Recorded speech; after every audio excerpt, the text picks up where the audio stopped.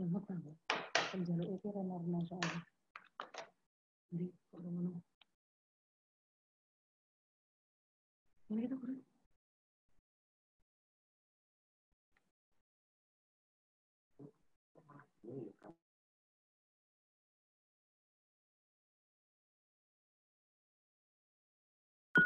Halo. Halo. Halo, Prof. Ada ini yang gabung, berapa orang? Bentar, Prof, ini masih di ruang tunggu untuk beberapa.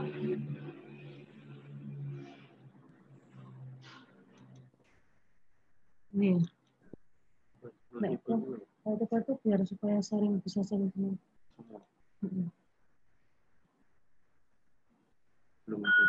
Jadi pada masuk nih, sebentar. Sudah ada yang menunggu tapi.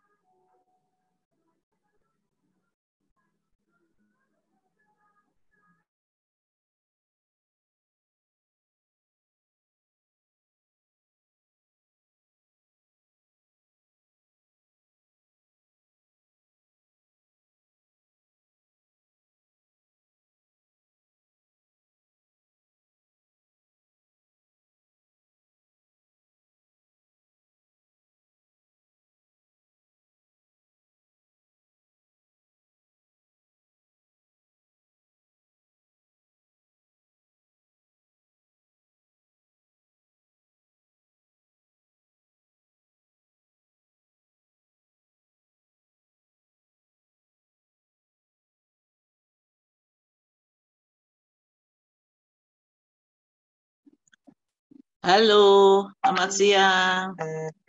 Assalamualaikum. Waalaikumsalam. Halo. Sudah masuk ya.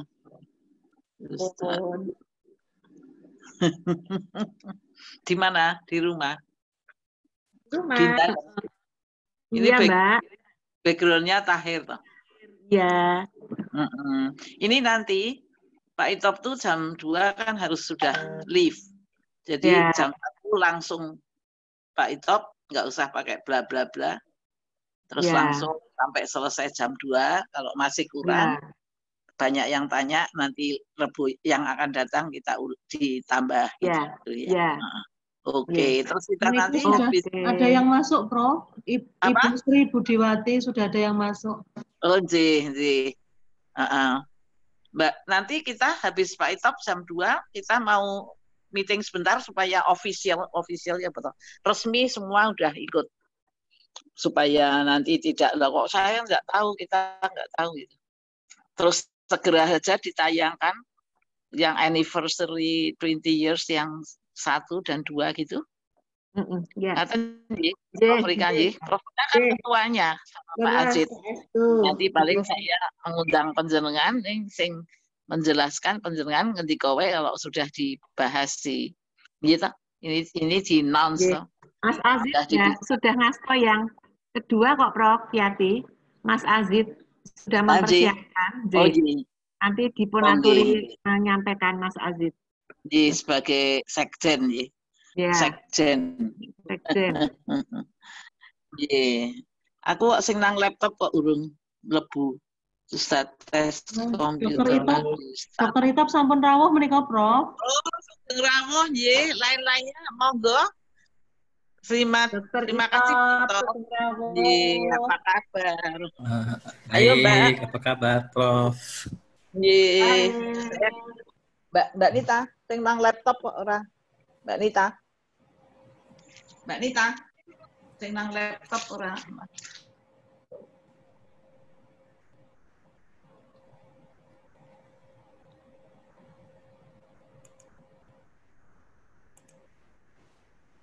Oke,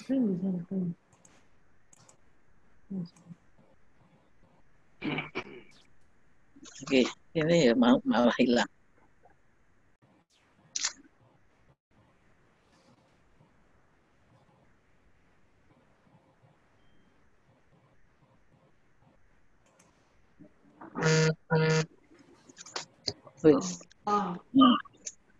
Ini kok ya hilang. Oke. Iki ya, ini toh. Nah. Iya. Mister Itop mana Mister Itop? Dokter Itop yang sibuknya pol-polan. Ngompol-ngompolan nih Pak Itop. Iya. Ya, Prof Rika juga, Prof Yati juga. Always rapi. Nah itu. Ini sebetulnya. Siapa tuh? Pak Nato nih. Oh ini Pak Nato sudah siap dengan bantalnya. Nanti bisa menina bobokkan ya, Prof. Daripada di nina saya lebih baik. Sekali lah. Masih top. Ya. Si Pak Nato. Apa? Sebelum mulai, tolong direncanakan kapan kita bulan bertiga lagi. Ya, Prof, siap. Prof Rika mau join, Prof. Iya ya, tapi Pak Itop ini sibuk banget. Kapan? Kapan sibuk? Kapan-kapan? Kapan-kapan aja kita. Oh lah ya, agak kalau sudah agak reda sedikit. Ya, Prof Rika ya. Mangayu bagi Pak Itop. Iya. Jadi nanti Prof Rika kalau jadi nanti ada studi uji klinik yang dexamethasone, nanti monggo Prof kalau mau ada insertion terhadap penelitian lain ya. Ya, kita sama Prof Yati tadi sudah berpikir untuk yang aspek etik. Ya. Kalau tapi dari berbagai angle. Ya. Yang inovasi kita soroti dari sisi asik. Jadi sorotinya itu kita siapkan gitu bahwa studi itu di highlight ethics, bioethics. Atau Pak Itop kalau ada opportunity yang angle ini kita di Pari kita ikut join. Ya. Atas nama CPM. Itu ada Prof Gufron juga menyebut-nyebut mengenai yang plasma konvalesen, kemudian yang aspek eksosomnya yang kita juga mengajukan tapi nggak diterima. Itu mungkin bisa jadi untuk inovasi aspek-aspek etik dari inovasi. Ya. Sama itu Pak Itop yang apa itu yang stated, dia memberikan stated. Hah? Saya ya ini nak urung ngomong. Yang stated bahwa dia yang create apa itu siapa namanya Budi Susatyo. Yang dia itu kan ya nek wis cetok banget yo etika nih enggak usah dibahas. Oh yang Pak Hadi ya, Prof. Pak Hadi. Ya. Pak Itop kalau ada case yang bagus untuk dibahas, misalnya case yang bagus untuk tidak etis. Ya. Nya baru. Oh, enggak, Prof. Enggak. Baru terus kok jadi. Yang pakai Pak Itop sepertinya baru terus.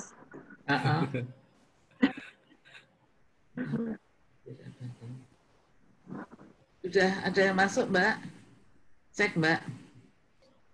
Ya, sebetulnya menarik yang herbal sih, Prof. Ya, Karena itu. Banyak sekarang kita tuh masih bingung ya, apakah kita tuh ingin meningkatkan kan sebetulnya potensi herbal di Indonesia. Nah, cuman untuk herbal-herbal yang memang sudah bukti empiris, artinya sudah dipakai cukup lama, empirical. Ya, kemudian tetapi dia akan melakukan studi dengan indikasi baru. Nah, apakah kita masih perlu sampai mulai dari fase 1, fase 2 gitu loh, Prof. Jadi ini sebetulnya regulasi, kemarin saya mencoba membuat regulasi bahwa sebetulnya kalau itu memang sudah dilakukan cukup luas, artinya kan keamanannya kan sudah cukup banyak digunakan oleh komunitas kita, sehingga fase 1 itu menurut saya tidak perlu. Tetapi masalahnya adalah ketika dia menjadi indikasi baru digunakan pada pasien, maka ini kan menjadi on top dari treatment yang ada. Nah, on top itu kita belum tahu bagaimana efeknya terhadap interaksi dengan obat yang di on top-kan itu. Karena ini banyak banget nanti, Prof, mulai dari imunomodulator untuk COVID, ada obat antihipertensi, ada obat diabetes, ada banyak sekali. Jadi hal ini yang ethical aspeknya ini loh perlu kita bahas. Bagaimana sebetulnya penelitian tetap bisa jalan, kemudian pengembangan herbal tetap jalan dengan bagus, dengan cepat, tetapi tidak mengganggu aspek-aspek keamanan. Ya, nah karena dalam keadaan darurat itu kan memang ada suatu agak sedikit terobosan, tapi yang koridornya itu sudah dipikirkan sekali. Nah, Prof. Hakimi di dalam WA Group juga menyoroti yang herbal, dan beliau juga minta ahli herbal, jadi mungkin Pak Itop kita membuat beberapa dari herbal, dari yang uji klinik, dari supaya dibahas terbatas dulu gitu. Terus nanti karena seperti di Taiwan ya, Prof, seperti di Cina, itu kan di India itu kan luar biasa herbalnya. Ternyata mereka itu tidak mengikuti aturan yang internasional secara luas gitu loh. Jadi mereka itu membuat aturan sendiri untuk negaranya. Cina terkenal. Iya, tetapi menurut saya karena tadi keinginan untuk mengembangkan itu cukup banyak itu loh, sehingga mengapa di negara-negara tersebut kan herbalnya maju sekali. Nah, cuman tadi kita itu kan harus karena tadi berbasis local wisdom ini kan kita harus juga menemukan lokal etik kita kan ya, Prof. Iya, betul. Local etik masuk history, dari kita betul sekali. Nah, itu tadi histori, buku-buku yang menyebutkan itu. Makanya bukti empiris itu kan termasuk salah satu kan yang dimaksud sebagai lokal etik kita kan ya, Prof. Iya. Ya, saya kira itu, dan ini juga sudah menunjukkan beliau interest bahwa ini penting di dalam WA Group. Namun beliau juga expert, jadi mungkin ada farmakologi yang klinik, yang biologi yang memikir herbal, terus dari jadi beberapa itu kita bikin WA Group itu terus dibahas di situ secara tepat, karena dalam keadaan gawat darurat kan juga medical clearance-nya ada modifikasi walaupun itu dikawal gitu loh. Nah, mungkin sakit apa gitu, karena nanti saya tunjukkan, saya bilang sama Prof. Hakimi, beliau juga merefer, ada interest itu, tapi beliau kan selalu hati-hati, sehingga membutuhkan expertnya itu multi transdisiplin gitu. Ya gitu ya, nanti bikin WA Group khusus, Pak Itop memberi masukan siapa-siapa gitu, lalu yang dari Cochrane siapa, yang dari job desk dari Cochrane cari, ini ada penelitian yang sudah publik, tapi masih jarang sekali ya itu. Jarang sekali. Jadi perlu toh? Penting banget. Apalagi kita, kalau saya lihat juga itu Prof. Rika yang mendapatkan beberapa funding yang Ristek Dikti ini kan banyak yang herbal juga. Iya. Dan itu kan menjadi indikasi baru semua, Prof. Rika, karena dia belum pernah dilakukan pada COVID kan, tetapi dia digunakan untuk penyakit lain. Makanya hal-hal seperti ini kan perlu kita bahas gitu loh.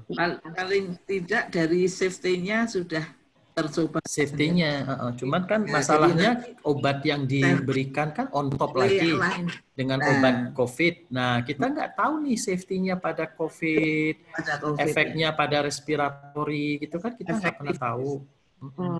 Ya, tapi at least tuh mumpung ada step ini, TXDI tidak start from the very beginning sama sekali.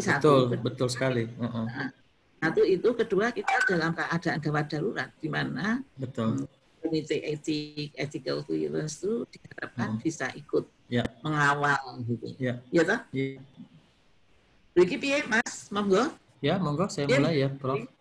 Mulai aja Pak Itop.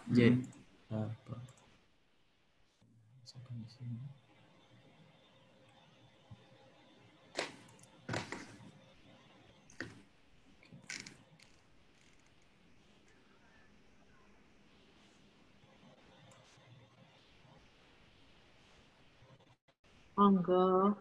Ya. Belum berbunyi toh? Ya. Sudah terlihat, Prof, ini saya? Sudah kelihatan. Oke, ya. Oke, saya besarkan. Oke. Terima kasih. Assalamualaikum warahmatullahi wabarakatuh.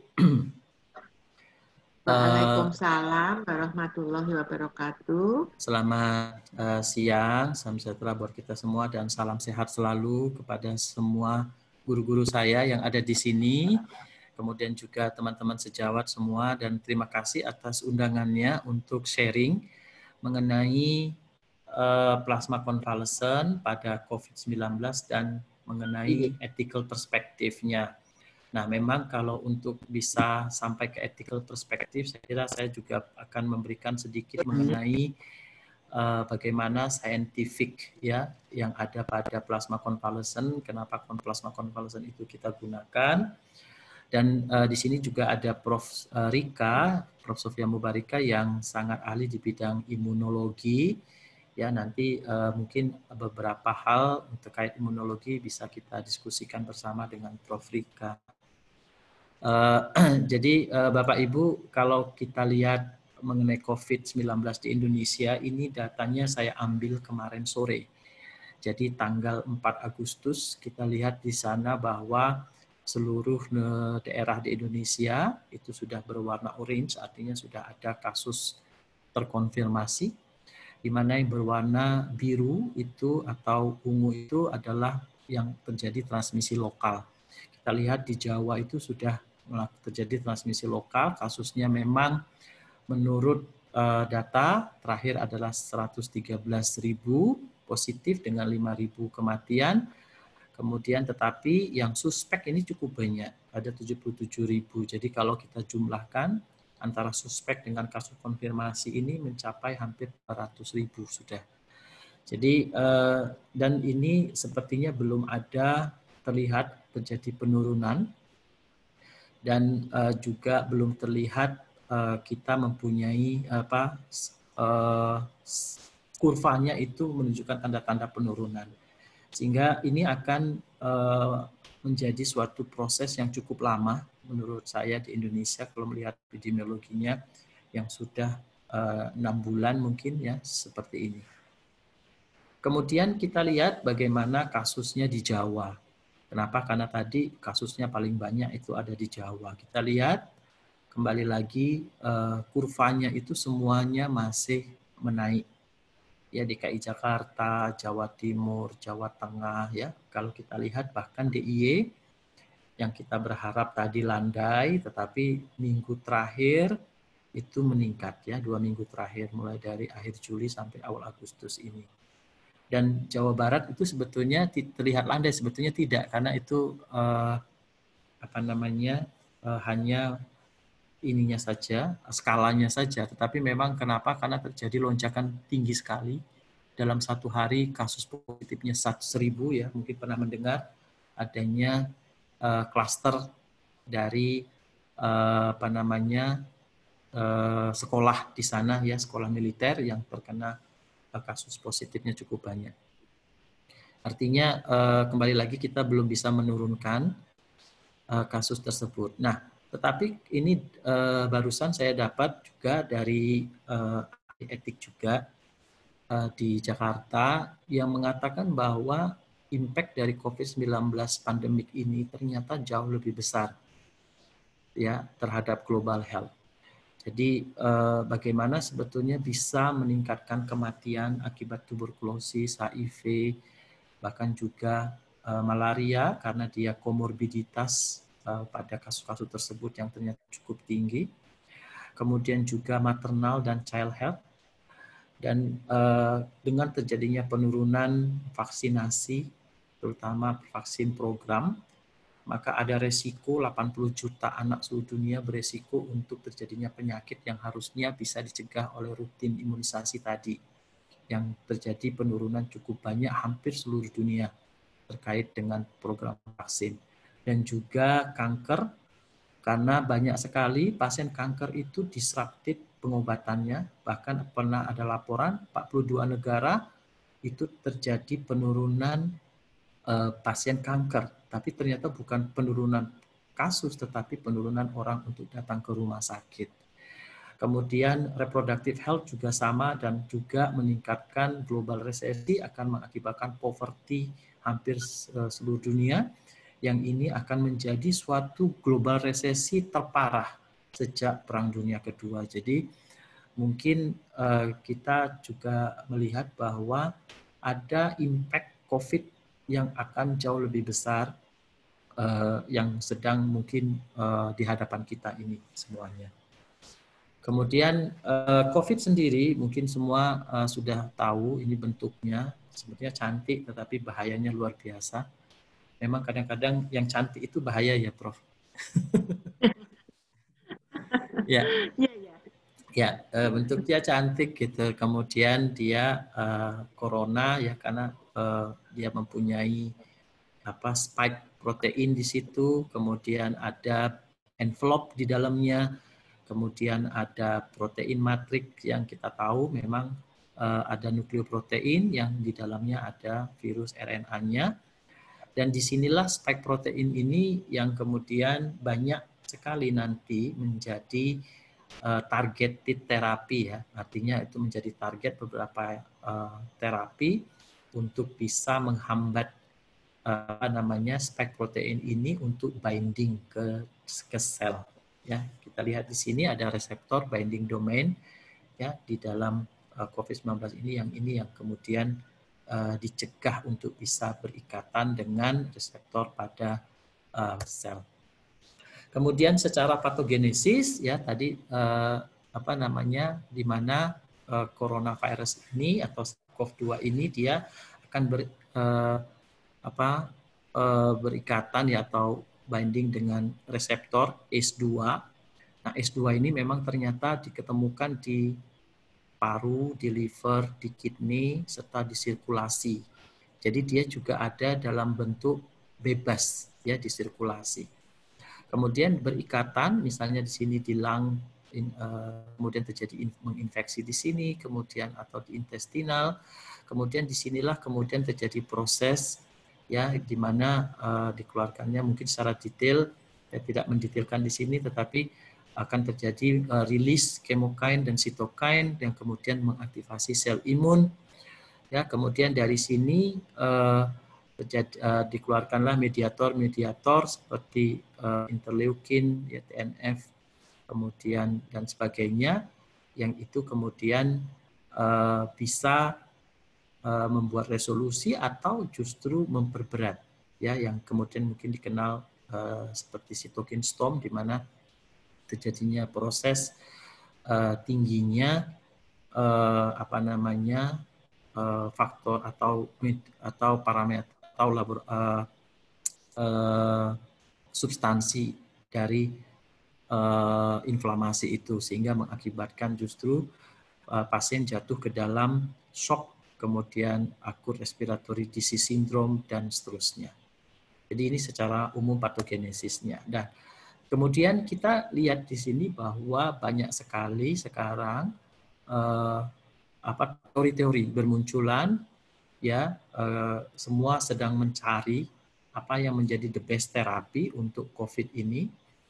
Mulai dari ACE2 receptor inhibitor juga, ya, yang kemudian ini juga ada beberapa penelitian yang menunjukkan ya secara in vitro dia kemudian mampu kemudian memblok ya reseptor ACE2 ini sehingga kemudian spike protein itu tidak bisa berikatan atau binding dengan reseptor ini. Kemudian ada obat-obat imunomodulator di sini yang tentunya dengan kata-kata imunomodulator artinya bisa berupa suatu imunosupresan atau dia bisa merupakan meningkatkan sistem imun. Dan ini banyak sekali beberapa jenis yang mungkin kita lihat ada beberapa obat yang sebetulnya familiar sekali. Jadi sekarang terjadi proses yang kita sebut repurposing terapi. Jadi terapi yang dulunya tidak digunakan pada untuk virus atau imunomodulator, tapi kemudian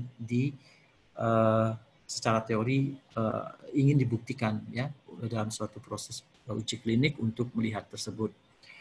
Kemudian ada yang kita sebut sebagai pasif imunisasi, dikatakan pasif karena sebetulnya mirip pada proses imunisasi, yaitu dengan kalau imunisasi kita memberikan antigen diharapkan tubuh bisa meningkatkan atau munculnya respon imun ya seperti innate maupun adaptive respon. Nah, pasif imunisasi seperti konvalesen plasma itu memang disengaja memasukkan parameter imun itu ke dalam tubuh pasien. Kemudian ada beberapa jenis obat lagi yang lain ya yang ini juga sedang dalam proses pengembangan. Nah, sampai sekarang terapi untuk COVID-19 itu belum ada. Jadi walaupun banyak sekali riset tapi tetap WHO, FDA, seluruh dunia mengatakan masih belum ada terapeutik yang di-license memang dipasarkan khusus untuk SARS-CoV-2. Nah, artinya bagaimana proses-proses obat-obat tersebut dipakai? Ya kalau dia tidak melakukan uji klinik, hati-hati karena bersifat off-label. Tetapi WHO maupun berbagai regulasi seluruh dunia mengatakan untuk menggunakan obat-obat seperti itu maka perlu dilakukan dalam proses suatu uji klinik. Kenapa? Karena dalam proses uji klinik kita bisa menilai secara cepat, tepat, dan mempunyai kualitas yang bagus untuk melihat efektivitas atau efikasi dari therapeutic option tersebut dan juga keamanannya.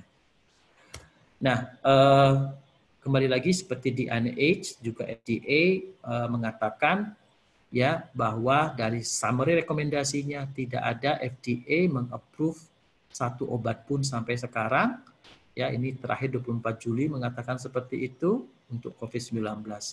Untuk definitifnya mana yang bagus maka clinical trial itu diperlukan untuk mengidentifikasi mana terapi yang betul-betul aman dan efektif. Kemudian kita lihat seberapa banyak uji klinik seluruh dunia. Maka untuk terapeutik intervensi itu mencapai 1.745. Ya, jadi kalau kita lihat Eropa itu paling banyak sekarang uji kliniknya di sana.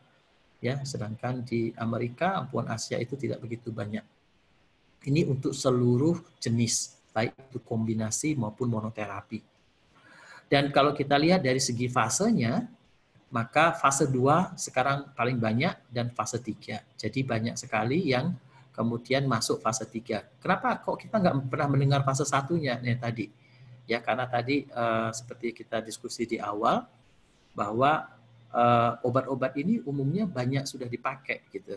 Tetapi untuk repurposing sehingga kadang tidak memerlukan fase 1 lagi kecuali kalau betul-betul baru seperti vaksin baru digunakan. Atau ada juga mengkombinasi antara fase 2 dan fase 3. Nah ini juga sesuatu yang baru menurut saya di era pandemik ini, bahwa ada fase 2-3 digabung jadi satu. Itu juga sangat jarang terjadi, ya. Dan tetapi ada juga fase 4 ya dalam hal ini. Kita lihat inilah uji klinik yang ada. Nah, dari segi jenisnya, obat apa yang paling banyak diuji klinikan, maka obat imunomodulator serta antiinflamasi itu mencapai 34%. Ya, kemudian cell based therapy ya seperti tadi mesenkimal ya atau stem cell tadi lisosom ya Prof Rika, itu cell based therapy itu mencapai 10% dari uji klinik ada di dunia. Nah, herbal ini juga ya yang kita diskusikan itu 10%, ini banyak juga ternyata ya seluruh dunia mencari data itu. Nah, kalau kita lihat terapeutik intervensi mana yang sekarang sedang dalam active trial, hidroksikloroquine HCQ itu masih menjadi top 238 uji klinik seluruh dunia melakukannya. Nomor 2 convalescent plasma 162 uji klinik. Kemudian ini tradisional Chinese medicine, kemudian stem cell 89, kemudian herbal medicine 70 dan seterusnya. Ini di bawahnya masih banyak sebetulnya, tapi tidak saya tampilkan. Nah, untuk intervensinya sudah merekrut berapa banyak itu hidroksikloroquine tentunya hampir 247.000 sudah mencapai. Dan di sini menarik karena di sini ternyata ada intervensi penggunaan oral polio vaksin. Ya, jadi kalau kita ketahui ada 2 vaksin yang ternyata dilakukan uji klinik digunakan untuk mencegah. Ya, ini polio dan satunya BCG. Mungkin Bapak Ibu pernah mendengar juga. 2 itu sedang dalam proses uji klinik apakah apakah dia bisa mencegah terjadinya infeksi COVID-19 ini. Nah, convalescent plasma kenapa ini dimunculkan pada fase COVID ini itu karena tadi tidak adanya efektif terapi dan tidak adanya vaksin. Sehingga ada opsi convalescent plasma ini untuk bisa mengontrol penyakit ini atau khususnya untuk mengurangi angka kematian. Convalescent plasma sebetulnya sering pernah dipakai dan sudah cukup lama. Jadi kalau ada yang mengatakan bahwa dia yang menemukan convalescent plasma, saya kira cukup keliru. Kenapa? Karena sebetulnya terapeutik model ini sebetulnya sudah banyak dipakai di beberapa jenis pandemik. Spanish flu 1908 sebetulnya sudah pernah menggunakan itu, SARS, MERS, Ebola, H5N1. Dan secara empirik ya memang Ebola, MERS, kemudian itu ternyata memang mempunyai efek cukup baik, di mana terjadi penurunan hospitalisasi cukup tinggi. Kemudian untuk COVID sendiri bagaimana preliminary studinya banyak. Jadi di awal-awal kita lihat banyak sekali case series, terutama di Cina, di Eropa yang terjadi mungkin wabah atau pandemik itu yang cukup besar. Kemudian tetapi tidak mempunyai protokol seperti uji klinik dan seterusnya ya. Jadi diberikan secara langsung dan secara sporadik. Sehingga mengapa seluruh dunia seperti FDA maupun WHO merekomendasikan convalescent plasma bisa diberikan tetapi dalam konteks suatu uji klinik. Nah, saya tunjukkan di sini NIH mengatakan juga bahwa convalescent plasma juga bisa diberikan tetapi kembali lagi dalam proses uji klinik. Kenapa? Karena belum ada bukti bahwa COVID-19, convalescent plasma itu bisa dipakai untuk terapi COVID-19. Sehingga harus dibuktikan. Nah, bagaimana sebetulnya kalau kita melihat ethical aspek penggunaan suatu intervensi yang tidak ada bukti secara uji klinik? Maka Bapak Ibu mungkin sudah mengetahui bahwa di deklarasi Helsinki hal ini sudah tertuang dengan jelas bahwa in the treatment of individual patient, ketika intervensi tersebut proven-nya tidak eksis atau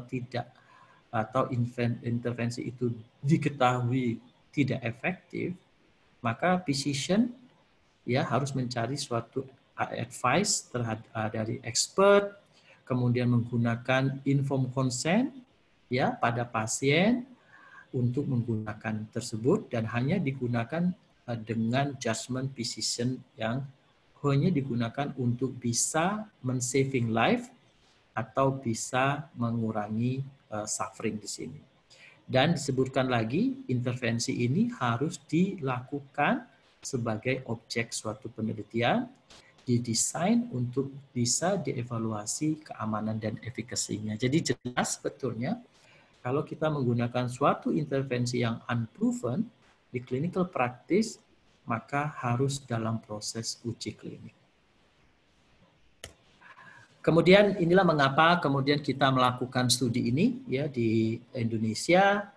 Saya kemudian ditunjuk untuk mengkoordinasikan riset clinical trial convalescent plasma di 8 rumah sakit rujukan seluruh Indonesia, dan sudah sejak bulan Mei itu berjalan, dan juga ini per Juli ini kita juga menerima baru yaitu tentang stem cell yang ini sedang dalam proses untuk ethical clearance dan mendapatkan izin dari Badan POM untuk pelaksanaan penelitiannya. Nah, apa itu convalescent plasma? Convalescent plasma itu sebetulnya adalah suatu plasma yang diambil dari pasien COVID yang sudah sembuh, ya, di mana dalam prosesnya akan terjadi aferesis, ya, hanya dipisahkan dari hanya diambil plasmanya saja, kita tidak menggunakan whole blood. Kemudian setelah itu diberikan kepada pasien COVID-19.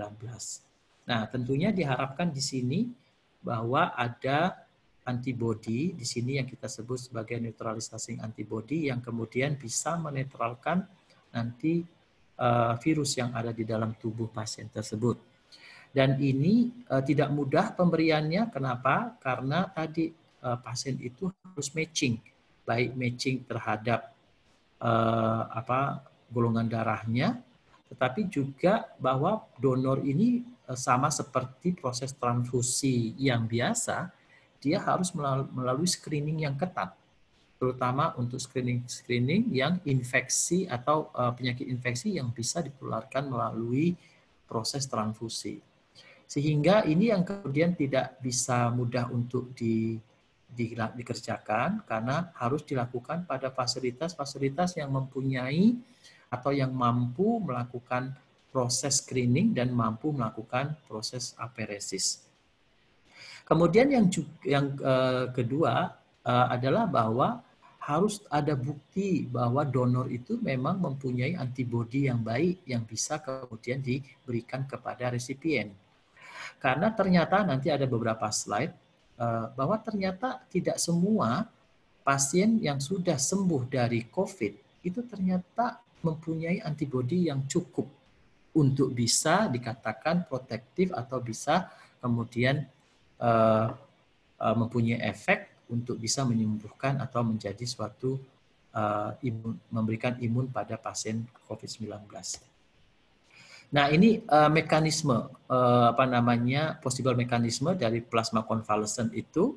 Jadi dia ada yang kita sebut neutralizing antibody, ada juga adanya imunoglobulin G, SARS-CoV-2, imunoglobulin M, ya, SARS-CoV-2, di mana nanti antibodi ini kemudian dia berikatan dengan spike protein ini tadi. Itu yang mempunyai efek antivirusnya di situ. Kemudian ada juga yang kita kenal atau teorinya mempunyai efek imunomodulator, di mana dia berikatan ya dengan proinflamatori sitokin atau kemudian dengan komplement seperti C3A, C5A, ya, kemudian dia bisa neutralisasi sitokin, komplement dan antibodi tersebut. Jadi ini dua efek ini yang sebetulnya secara teori menurut saya, kenapa? Karena sampai sekarang kita juga saya kira perlu dilakukan betul studi basic medical science-nya untuk melihat hal ini, ya, dan itu memang belum ada, Prof. Rika. Jadi mungkin menurut saya penting karena ini teori ya, Prof, ya. Tetapi apakah itu memang terjadi atau tidak? Ya, secara teori imunologi mungkin kita tahu, tetapi apakah memang hal itu menjadi mekanisme convalescent plasma kita masih belum mengetahui. Kemudian kenapa kita harus melakukan uji klinik? Nah ini, ternyata tadi kita juga tidak tahu sebetulnya plasma konvalesen itu mengandung spesifik antibodi enggak? Gitu. Karena tadi ternyata setelah kita melakukan rekrutmen terhadap donor, ya dari studi-studi itu banyak sekali mengatakan kok tidak terbentuk ini spesifik antibodi pada pasien yang sudah sembuh itu. Dan ini kita tidak tahu sekarang kenapa. Kemudian berapa besar titernya? Ini juga penting untuk kita ketahui. Kemudian yang lain adalah kita juga perlu hati-hati mengenai adanya adverse event atau adverse drug reaction yang terjadi akibat pemberian konvalesen plasma ini. Contoh yang pertama yang paling kita kenal adalah TRALI, yaitu transfusion related acute lung injury. Padahal kan pasien ini kan mengalami lung injury pada COVID. Nah, kalau kita berikan, bagaimana kemudian efeknya terhadap lung injury? Karena ternyata dari secara epidemiologi itu terjadi 0,4 sampai 1,6 kasus per 1.000 pasien yang ditransfusi plasma. Biasanya terjadi pada pasien atau kasus itu terjadi pada pemberian plasma lebih dari 60 cc. Dan US FDA melaporkan dari tahun 2009 sampai 2015 ada 38% kasus TRALI ya dari 262 pasien yang mendapatkan plasma. Kemudian yang kedua TACO, yaitu Transfusion Associated Circulatory Overload. Karena walau bagaimanapun kita memberikan plasma dengan jumlah yang banyak. Ya. Beda dengan kalau kita melakukan transfusi. Transfusi misalnya full blood, itu pasien misalnya mengalami perdarahan. Kita kan mengganti darah. Nah, dalam kosis ini kan tidak. Jadi sebetulnya kita menambah jumlah cairan. Dan ini bisa mengakibatkan circulatory overload, di mana US FDA mengatakan tahun 2009 sampai 2015 ada 24% terjadinya TACO itu. Dan tentunya reaksi transfusi yang lain. Sama berikutnya adalah ada beberapa mekanisme yang juga perlu dihati-hati di sini adalah kita menginginkan sebetulnya adanya antibody mediated viral neutralisasi. Ini yang kita inginkan. Tetapi justru bisa terjadi sebaliknya di mana antibody itu terjadi yang kita sebut antibody dependent enhancement of infection, ya, yang di mana sebetulnya justru dia memfasilitasi virus itu untuk bisa masuk. Itu terjadi akibat dari adanya antibodi yang terbentuk tersebut ternyata low, rendah. Dan juga antibodi tersebut ternyata tidak mempunyai kualitas yang baik. Sehingga dia kemudian berikatan dengan spike protein, tetapi kemudian dia berikatan dengan reseptor ini, ya. Tetapi kemudian justru membuat virus itu masuk ke dalam sel. Jadi bisa menginfeksi. Yang ketiga, ini teori lagi ya di Nature saya baca, yaitu tentang antibody mediated immune enhancement. Yang ini yang juga tadi bisa mengakibatkan terjadinya immune enhancement, dan ini justru mengakibatkan terjadinya begitu banyak pro-inflammatory sitokin yang terbentuk, yang itu mengakibatkan terjadinya sitokin storm. Ya, jadi justru bisa mengakibatkan sitokin storm pada pasien. Tetapi yang hal ini kan teori lagi ya. Kita belum punya bukti sama sekali. Sehingga mengapa clinical trial ini diperlukan untuk melihat semua hal ini. Nah, sejauh ini saya lihat ada 4 publikasi yang sudah ada mengenai konvalesen plasma. Jadi sangat sedikit masih. Kemudian yang pertama yaitu di JAMA, ini preliminary sekali karena diberikan hanya pada 5 critically ill patient. Jadi ini dia berupa case series. Kemudian yang kedua yaitu treatment konvalesen plasma pada critically ill juga. Jadi semuanya hampir semua pada critically ill ya kalau Bapak Ibu lihat di sini.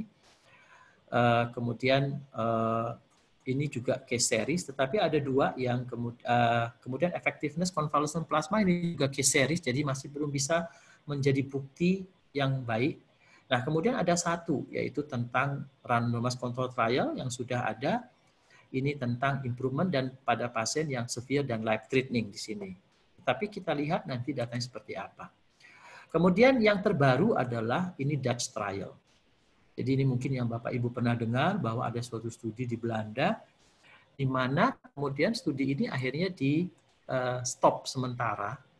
Mengapa? Karena tadi ini kita lihat donornya. Ya, ini kita lihat PRNT ini sebetulnya mekanisme untuk mengecek ada atau tidaknya netralisasi antibodi.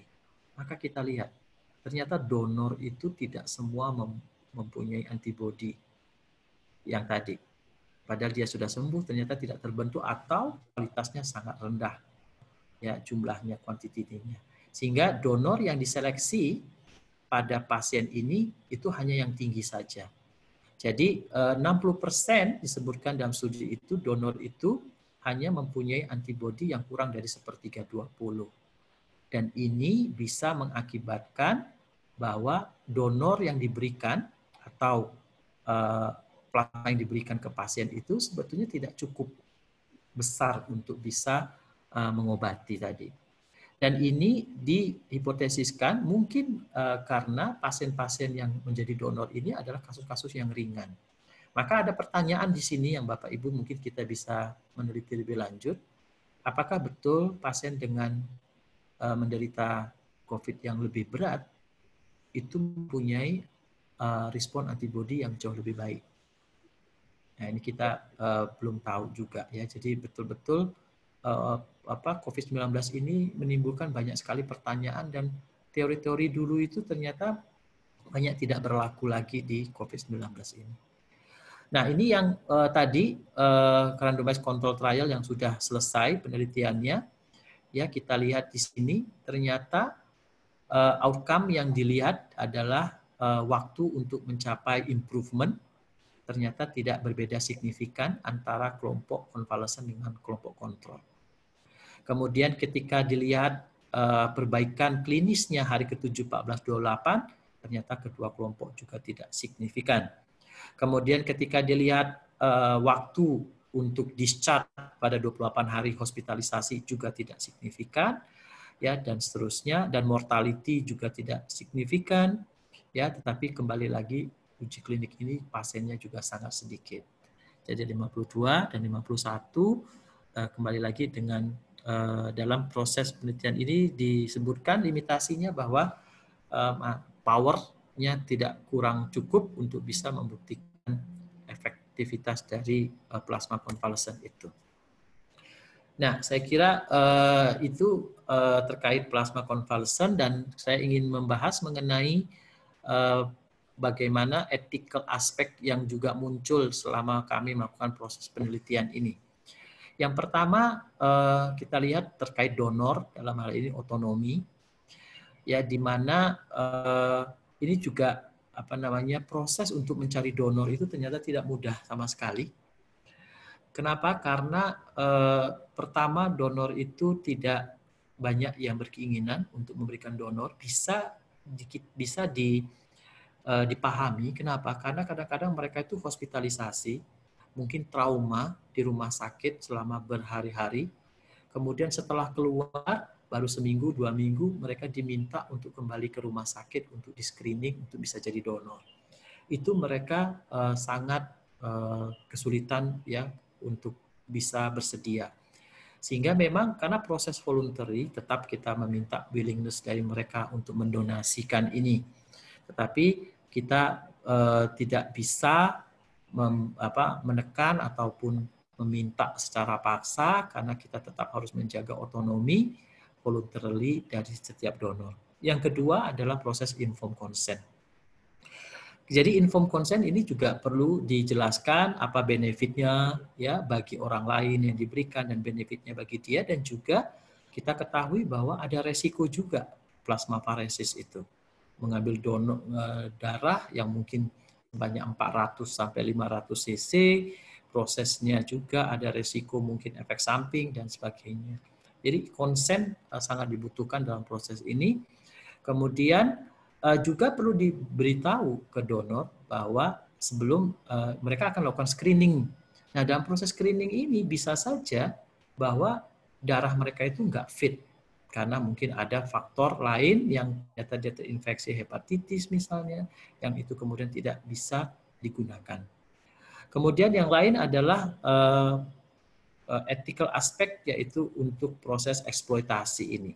Terutama karena sebetulnya donor itu bisa mendonorkan darahnya berkali-kali. Ya, sebetulnya bisa. Jadi bisa misalnya dia 2-3 kali mendonorkan. Tetapi hati-hati sekali ya, kalau kami di uji klinik, kami tidak membuat SOP yang memperbolehkan dia memberikan donor 2 kali. Kenapa? Karena tadi ada resiko, kemudian karena dalam waktu dekat dia harus mendonorkan berapa cc, 500 cc atau 400 cc. Yang kedua,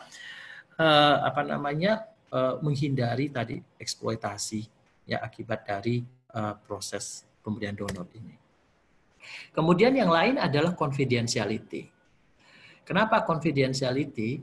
Karena ini sebetulnya tidak hanya pada donor tapi juga nanti pada resipien confidentiality harus dijaga. Terutama pihak donor itu tidak, pihak resipien itu sebetulnya tidak boleh tahu siapa donornya. Dan pihak donor juga tidak boleh tahu siapa resipiennya. Kenapa? Karena banyak sekali mungkin ada faktor-faktor lain yang kemudian bisa berakibat buruk. Misalnya kalau kita kenal ya, ada saya baca di US misalnya, bahwa ketika dia tahu bahwa darah itu berasal dari orang kulit hitam, maka kemudian resipien ini menolak. Gitu. Jadi hal-hal yang seperti ini kan kemudian menjadi sesuatu yang harus kita hindari, karena proses confidentiality itu harus kita sebutkan dalam konsen bahwa resipien maupun donor itu tidak tahu dari siapa atau ke siapa plasma itu akan diberikan. Sehingga mengapa dalam proses ini harus ada banking tadi. Jadi dikumpulkan dulu plasmanya, kemudian di-identified, dibuat suatu proses untuk tidak bisa mengidentifikasi dari plasma itu milik siapa. Jadi tidak bisa diberikan secara langsung ke pasien. Kemudian plasma unit yang disiapkan itu hanya berupa ID number dan seterusnya. Nah, proses ini sebetulnya yang menurut saya agak beda dengan proses yang ada di dalam transfusi seperti biasa ya di rumah sakit. Karena kadang-kadang kita boleh tahu, tapi pada proses seperti uji klinik ini, confidentiality itu dijaga sekali. Kemudian reimbursement. Nah, ini ada beberapa suatu mungkin hal yang mungkin tidak baik ya, bahwa banyak sekali mereka mau mendonasi tapi mau minta uang gitu. Jadi meminta karena di uang gitu untuk menjadi pemberian ke donor. Tapi ingat bahwa di dalam donasi itu dia namanya donasi dikonsider sebagai suatu act solidarity, compassion, altruism ya, sehingga international agreement itu secara individu itu tidak boleh menerima payment terkait dengan donating blood atau plasma. Kita boleh mereimbus khususnya untuk travel expenses misalnya, atau kemudian jika ada efek samping kita reimbus pengobatannya. Kemudian tetapi bisakah bentuk non finansial yang lain? Saya beri contoh, mungkin banyak sekali di beberapa negara yang memberikan rekognisi misalnya kepada donor itu sebagai community heroes ya, bahwa dia menolong membantu secara pemberian darah dan seperti itu. Ya, hal-hal seperti itu diperbolehkan, tetapi kembali lagi itu sifatnya community based ya. Jadi bukan individual kita memberikan ke masing-masing orang. Kemudian seleksi juga, ini yang kedua yaitu resipien sekarang. Nah, untuk resipien yang pertama adalah kita menseleksi secara fair. Nah, seleksi fair ini adalah mengapa? Karena konvalesen plasma sendiri tadi sangat terbatas suplainya. Kita sudah ketemu subjek donornya, tapi ternyata nggak kompatibel dengan resipiennya. Itu sering kita lihat. Seperti yang kita adakan di Rumah Sakit Sachito, sekarang mungkin ada 10 atau 15 kita donor, tetapi untuk bisa yang kompatibel dengan resipien itu tidak mudah. Sehingga kita perlu ada prioritas ya, siapa yang sebetulnya bisa menggunakan ini. Nah, dalam studinya menunjukkan yang bisa banyak membantu itu adalah yang penderita berat dan critically ill. Mengapa itu mungkin menjadi prioritas yang pertama. Jadi harus diberikan pada orang yang betul-betul bisa mendapatkan benefit cukup tinggi dari intervensi tersebut jika treatment tersebut successful. Kemudian juga perlu transparan ya untuk menentukan prioritas itu. Jadi basic scientificnya dan juga terkait dengan regulasinya. Kemudian untuk resipien juga ada otonomi, di mana di sini dia menurut pengalaman itu tidak semua pasien ternyata juga bersedia untuk menerima konvalesen plasma. Ya, jadi kita harus memberikan juga konsen dan harus ada opsi bahwa dia tidak untuk keluar mungkin sewaktu-waktu dalam penelitian. Karena kadang-kadang plasma itu diberikan tidak hanya 1 kali, tapi juga bisa 2 sampai 3 kali tergantung cara pemberiannya.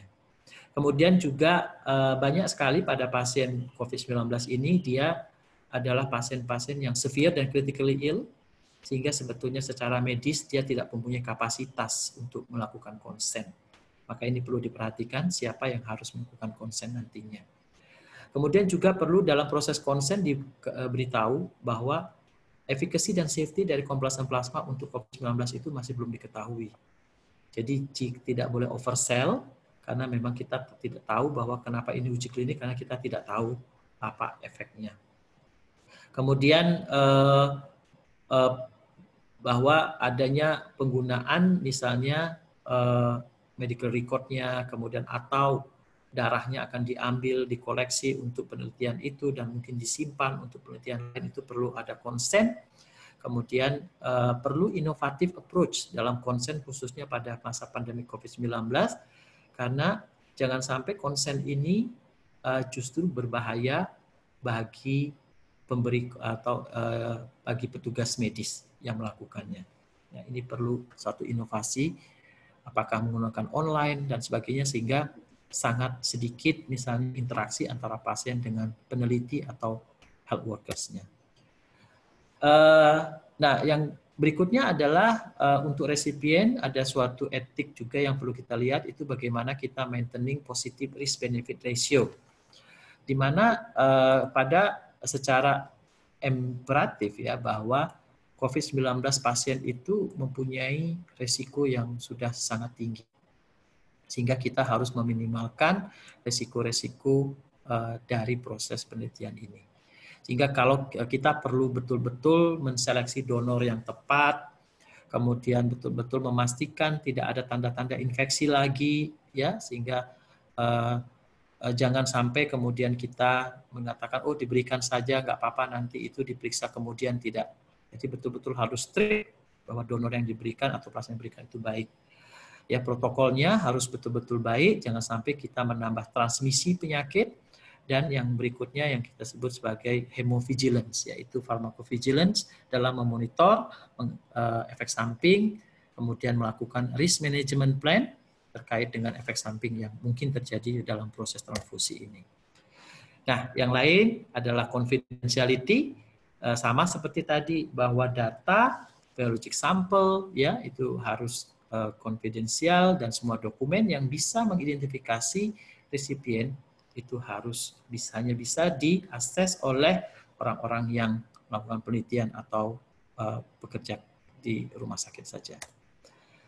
Nah, selain dari isu terkait dengan pasien dan donor, tapi ada isu juga ini pada health workers.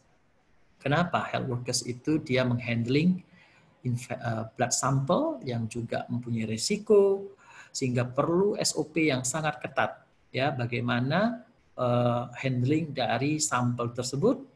Kemudian personel harus diberikan safety standar yang tinggi menggunakan personal protective equipment ya. Kemudian juga personel itu juga harus mengetahui risikonya dan setuju untuk bisa terlibat dalam proses intervensi ini.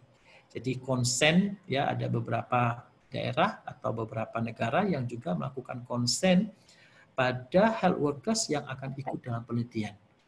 Ini untuk bisa mengetahui apa resiko dan bagaimana penelitian itu mengurangi resiko terkait dengan peneliti yang ada di lapangan. Kemudian yang lain adalah mengenai quality dari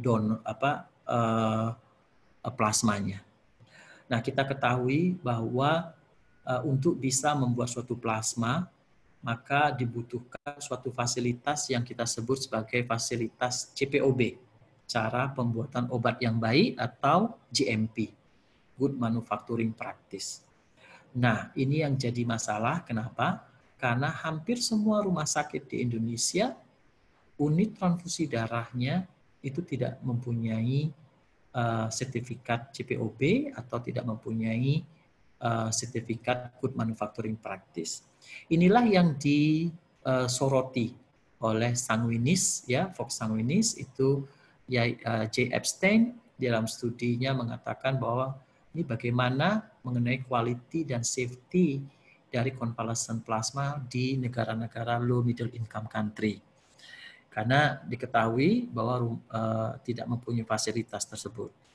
Mengapa di awal penelitian ini ya kita bekerja sama akhirnya dengan Badan POM agar mengeluarkan suatu petunjuk teknis bagaimana melakukan penjaminan mutu terhadap pengembangan plasma konvalesen COVID, pengolahan, dan bahkan sampai melakukan labeling terkait dengan proses pemberian plasma konvalesen dalam proses uji klinik ini. Ini yang tidak cukup lama ya untuk menyiapkan rumah sakit untuk bisa mempunyai atau memahami quality assurance terkait dengan plasma konvalesen ini. Saya kira itu presentasi saya. Take home message-nya yang pertama adalah efikasi plasma konvalesen dan safety terutama itu masih belum terbukti untuk COVID-19 sehingga clinical trial itu harus dilakukan pada pasien yang mendapatkan terapi ini. Safety-nya mungkin likely acceptable, tetapi tetap perlu ada suatu proses ya untuk bisa meminimalkan risiko tersebut melalui good risk management plan. Kemudian ada beberapa isu etik yang perlu diperhatikan, baik donor, resipien, baik itu voluntariness, informed consent, selection fair, reimbursement, benefit risk assessment, serta confidentiality yang paling disoroti dalam riset-riset donor seperti ini. Kemudian keamanan dari health workers juga harus diproteksi dan perlu adanya quality assurance yang baik, yang tinggi dalam membuat konvalesen plasma. Saya kira demikian paparan saya, semoga bermanfaat. Mungkin ada question dari Bapak Ibu, karena kembali lagi mohon maaf, karena hari ini saya hanya bisa sampai jam 2, karena ada kegiatan lain yang sangat urgen, sehingga mungkin kalau ada diskusi yang masih belum bisa terjawab, kita bisa diskusikan lagi di kemudian hari. Silakan, mungkin ada pertanyaan sedikit sebelum. Boleh tanya, Dokter? Okay. Yang dilaksanakan pada saat ini, plasma konvalesen yang sudah disiapkan itu, apakah sudah memenuhi kaidah-kaidah yang tadi sudah disampaikan, ataukah ada sesuatu yang mungkin masih belum sepenuhnya sesuai dengan standar yang harus dilaksanakan? Harus dipenuhi. Ya, oke. Yang pertama, Prof, sebetulnya terkait donor, karena tadi bahwa plasma konvalesen itu harus memenuhi tadi adanya antibody yang jelas, yang tinggi, yang mempunyai kuantiti yang cukup banyak ya, artinya titernya harus tinggi. Nah, di kita hanya bisa mendeteksi imunoglobulin G. Spesifik untuk SARS-CoV-2 ya, untuk bisa, dan itu kita beri batasan khususnya di Indonesia itu 1/320 dan itu sangat tinggi, Prof. Seperti kita 1/320 itu. Kenapa? Karena di Semarang contohnya itu sudah hampir 25 orang yang di screening, itu nggak ada satupun donor yang mencapai itu. Sama seperti di Makassar juga sama. Jadi banyak sekali kemudian permintaan waktu itu ke saya Dokter Jarir, apa enggak lebih baik imunoglobulin G-nya itu kita turunkan titernya? Nah, tetapi kebetulan saya membaca hasil penelitian yang ada di Belanda itu, yaitu mereka menghentikan. Mengapa menghentikan sementara? Karena apa? Karena tadi sama, mereka tidak menghitung titernya dulu berapa, tapi mereka langsung mengkonvalesen diberikan. Nah, ternyata hanya yang mempunyai antibodi imunoglobulin G yang tinggi saja yang ternyata mempunyai efek, yang rendah itu tidak. Jadi tadi mengapa di Nature mengatakan hati-hati, karena kita kalau mempunyai kualitas yang bagus, kualitas sama kuantitas yang sedikit antibodi itu, maka kemudian dia tidak akan mampu, bahkan bisa mengakibatkan efek yang jauh lebih buruk tadi seperti antibody enhancement tadi. Dan yang kedua adalah sebetulnya yang paling baik adalah melihatnya adalah netralisasi antibodi, Prof. Jadi bukan imunoglobulin G.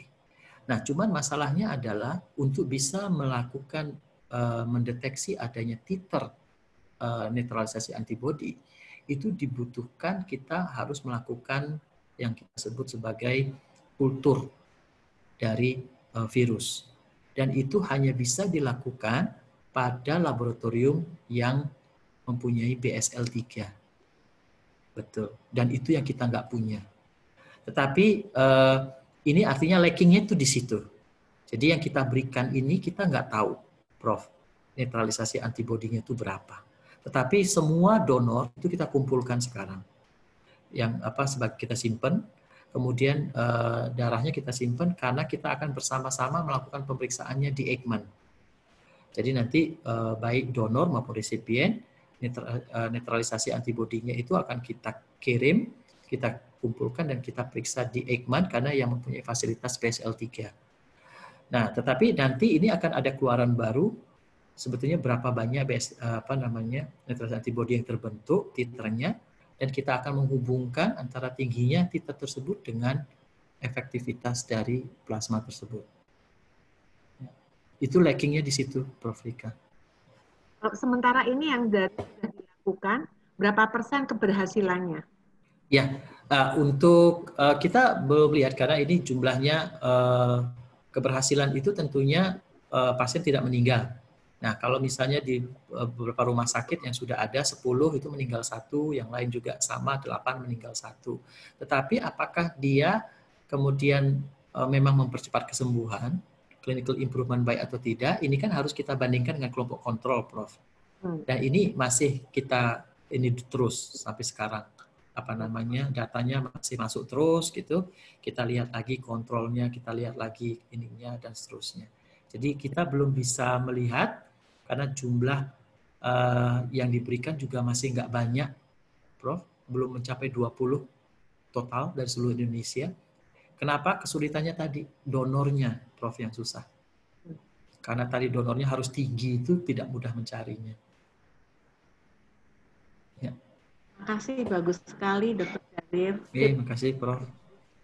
Ada 2 pertanyaan, Mas Jarir, dari peserta. Pertama dari Dr. Ibu Narsi, dari Ibu Narsi. Seperti yang bisa dilihat di layar, santernya info herbal bisa untuk terapi beberapa penyakit antara lain di iklan, kurang dibarengi info yang benar sehingga pasien penyakit serius akan pilih herbal tersebut. Mohon tanggapan dari Mas Jarir. Iya, ya, betul sekali. Jadi tidak mudah juga ya sebetulnya untuk meng-tackle informasi-informasi mengenai herbal yang mungkin kita tahu scientific base-nya masih belum ada. Yang penting sebetulnya tadi kita bisa mengedukasi masyarakat, ini yang penting banget sebetulnya. Ya, karena dan mengubah itu juga tidak mudah. Menurut saya sejauh bahwa herbal itu safe, maka silakan. Kalau itu menurut saya, yang penting safe. Kenapa? Karena orang menggunakan, dia merasa membaik, dia merasa punya sugesti, itu merupakan sesuatu untuk memperbaiki kesehatannya. Yang penting bahwa itu aman untuk bisa dipakai. Jadi mengapa herbal seperti juga jamu segala macam ya kita juga menggunakan mungkin ya dan sebagainya. Silakan gitu karena sugesti itu juga bagus untuk meningkatkan kesehatan. Tetapi kalau kemudian dia sudah mengatakan ada efek terhadap COVID, nah itu yang kemudian ini tugasnya adalah tugas dari sudah regulasi untuk kemudian menjembatani. Jadi mengapa kami di Badan POM itu sebetulnya mencoba mendekati, menjembatani, melihat, membawa dia berdiskusi untuk kemudian oke kita lakukan dulu, yuk uji klinik bareng-bareng seperti itu. Jadi seperti terus terang eukaliptus sekarang sudah masuk uji kliniknya, protokolnya ke Badan POM. Kemudian juga studi beberapa herbal ya dan juga studi yang kemarin dari Bali yang katanya ada arak Bali itu juga sudah mulai masuk. Jadi inilah proses memang harus seperti itu. Jadi kita harus bersifat regulasi kan harus membantu proses seperti itu. Nah, bagi akademisi mungkin atau bagi tim etik mungkin menurut saya lebih baik melakukan diskusi-diskusi ya mengenai bagaimana harusnya herbal itu kita teliti, memperbanyak mungkin edukasi ke masyarakat ya bahwa tidak semua klaim itu bisa diklaim langsung, tetapi harus penelitian. Tetapi juga menurut saya tugas berat, terutama bagi universitas adalah mendidik juga para penelitinya untuk bisa tidak mengeluarkan suatu hal yang mungkin belum bisa dijadikan bukti. Ini yang menurut saya tidak mudah karena kita begitu banyak akademisi di seluruh Indonesia. Ini tugas berat juga. Ya. Saya kira demikian. Mudah-mudahan bisa. Ya, Prof Yati, monggo, Prof. Di unmute dulu, Prof. Ya, terima kasih. Ya. Kami lihat, maaf ya, penelitian ada kolaborasi atau tidak, tapi banyak penelitian dari kita tuh yang maaf kurang sadar untuk bahayanya, untuk tidak sangat sensitif terhadap report kejadian-kejadian pada penelitiannya. Nah, usaha apa dari kita akademisi atau komite etik dari universitas untuk memberikan pendidikan pada para peneliti betapa risikonya, pentingnya, sekecil apapun kejadian adverse event itu harus dilaporkan. Dan kalau saya lihat tuh juga tidak melihat kecepatan dari report. Kami biasa dengan Pak Tito dengan begitu ketat kolaborasi internasional, tapi saya banyak melihat apalagi kita penelitian banyak sekali untuk resident ini, suatu pendidikan untuk perguruan tinggi. Nah, saya kira itu usaha apa yang sudah pernah dilakukan. Terima kasih. Ya. Jadi sebetulnya kalau kita melihat safety ya, Prof. Safety dari produk yang diteliti itu sebetulnya tanggung jawabnya itu yang pertama tentu dari peneliti. Yang kedua dari sponsor, yang ketiga dari komite etik. Jadi betul sekali, Prof. Komite etik itu bertanggung jawab. Dia merupakan role responsibility-nya adalah memantau safety. Peneliti jauh lebih besar lagi karena dia yang melakukan, dia kemudian melihat day to day, dan dia harus paham betul bagaimana peran dia sebagai peneliti itu di dalam tanggung jawabnya, di dalam mendeteksi, melaporkan, bahkan mengobati pasien-pasien yang mengalami adverse event. Dan sponsor di sini ini yang juga sulit, Prof, karena banyak sekali sponsor nggak memahami ini, karena dia hanya menginginkan untuk melihat bukti bahwa obatnya bagus. Ketika ke arah safety, nah ini dia kemudian mulai mundur step gitu, mundur ke belakang. Kenapa? Karena dia khawatir obatnya itu mempunyai adverse event yang jauh lebih banyak nanti sehingga tidak aman dianggap. Jadi hal ini yang perlu diberi kesadaran pada 3 stakeholders ini. Nah, bagaimana tadi penelitian-penelitian yang sifatnya dilakukan oleh mahasiswa? Nah, kembali lagi sponsornya siapa di dalam hal ini? Nah, kalau sebagai seorang residen peneliti misalnya, maka sebetulnya kan rumah sakit atau fakultas kedokteran yang harusnya menjadi sponsor itu. Sehingga rumah sakit dan fakultas kedokteran ini yang kemudian harus membuat suatu sistem untuk supaya adverse event itu terlaporkan. Nah, prosesnya bagaimana? Misalnya dalam proses itu uji klinik, maka dia harus dimonitoring dengan ketat uji klinik itu. diperbaiki lagi, diperketat. Kalau kemudian dia tidak dilaporkan, diminta deteksi terus sampai kemudian sistem di uji klinik itu satu persatu itu termonitor bahwa dia mampu mendeteksi, melaporkan, bahkan menangani pasien yang mengalami efek samping itu sudah dengan baik. Usahanya ya itu tadi, Prof. Kami di rumah sakit saja itu kan membentuk tim monitor untuk uji klinik. Tetapi tadi tim monitor ini karena pertama dia banyak dari rumah sakit, sehingga terus terang kesibukan mereka juga tinggi, sehingga pelaksanaannya masih sangat kurang menurut saya. Tapi kalau kita mau membentuk tim independen khusus melakukan monitor, itu menurut saya baik sekali. Tapi bagaimana? Karena proses itu siapa yang membayar, siapa yang menunjuk, siapa orangnya, full time melakukan itu. Apalagi kalau rumah sakit itu penelitiannya banyak sekali. Maka menurut saya sudah sewajarnya tim monitornya harus independen juga, Prof. Ya. Terima kasih. Ya. Sampai. Oke. Ada beberapa pertanyaan yang lain? Ya. Dari seperti yang terlihat di layar. Ya, saya tidak terlihat layarnya. Kenapa? Tidak terlihat, Mas. Kita juga enggak. Boleh izin di share screen-nya Dr. Itop mungkin bisa di. Oh, oke, di stop dulu ya. Ya. Ya, jadi bisa. Oke, di chat ya bisa ya. Ada Dr. Azid bisa share screen tadi diulang lagi supaya nggak numpuk. Oke. Mungkin ke pertanyaan dari Dr. Gigi Tiwi, Dr. Jaril. Oh, ini bertanya, tadi disampaikan bahwa secara etik sebaiknya dokter dan resipien tidak saling tahu, sedangkan suplainya sangat terbatas. Bagaimana pendapat dari Dr. Itop seandainya di kemudian hari ada donor yang datang karena ingin memberikan khusus kepada keluarganya yang sedang dirawat COVID? Ini voluntarily ya, tetapi kembali lagi tidak serta-merta kemudian walaupun dia ingin memberikan serta-merta bahwa kita menyatakan sudah langsung oke gitu. Karena tadi kita juga tetap harus mendeteksi, men-screening apakah donornya itu tepat atau tidak. Belum tentu juga. Tapi kalau dia memang mengatakan oke, karena ini buat keluarga saya nggak apa-apa, nggak tahu, itu kan artinya secara voluntarily si donor itu mengizinkan untuk statusnya itu diberikan.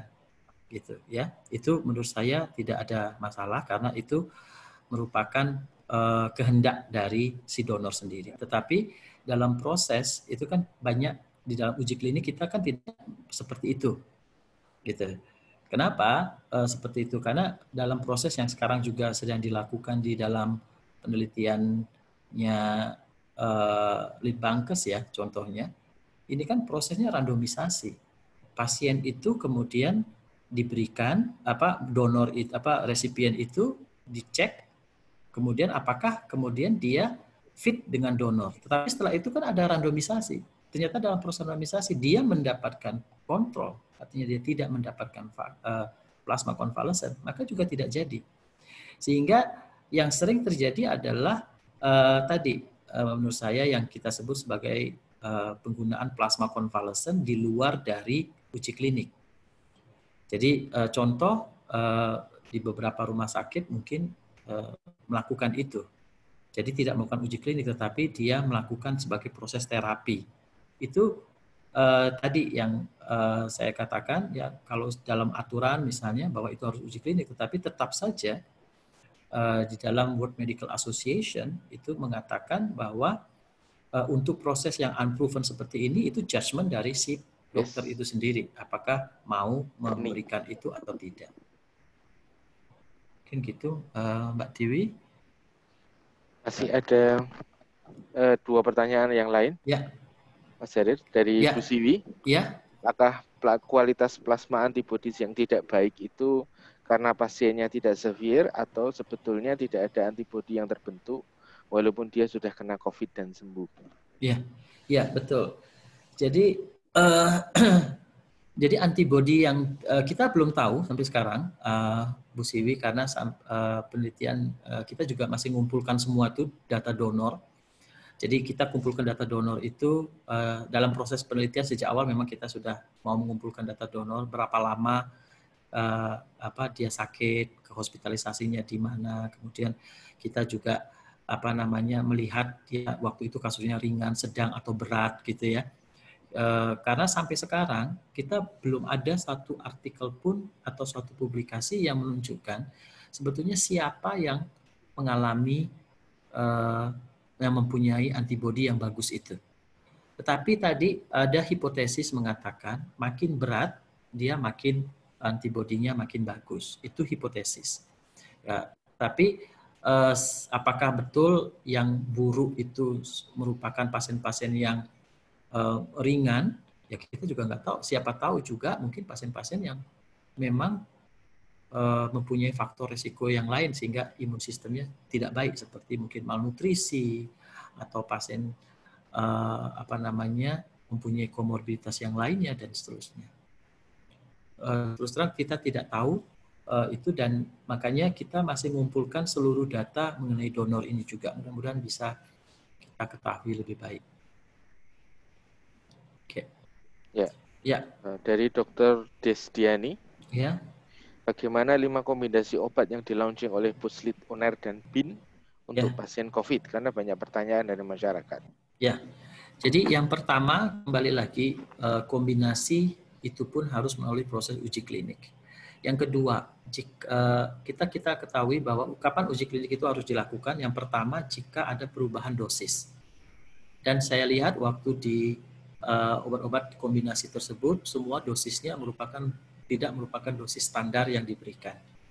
Kemudian yang kedua, diberikan secara bersama-sama dalam bentuk fixed dose combination.